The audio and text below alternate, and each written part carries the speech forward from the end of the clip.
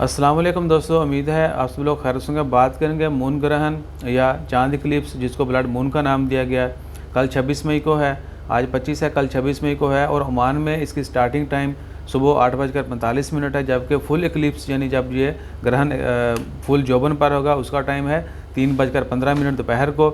और कुछ मिनटों के लिए ये जारी रहेगा, लेकिन ओमान में बहुत ज़्यादा विजिबल नहीं होगा, क्योंकि दिन के वक्त आपको पता है कि सूरज की रोशनी में चांद का जो है सुर्ख रंग नज़र नहीं आएगा ज़्यादा।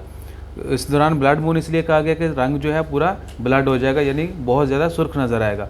और ओमान में या दीगर एशिया के ममालिक में इतना विजिबल नहीं होगा, जबकि America, north America, south America, Canada वगैरह में जो है काफ़ी विजिबल होगा।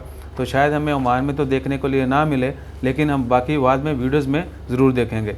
सो कोशिश करें कि अल्लाह ताला हम सब की दुआ करें कि अल्लाह ताला हम सब की खैर फरमाए, और हमेशा अपने लिए सबके लिए खैर की दुआ मांगते रहिए। दुआ में याद रखिएगा। जैसे मज़ीद अपडेट्स आती हैं वो भी आपके साथ शेयर करते हैं। जज़ाकल्लाह। अल्लाह हाफ़िज़।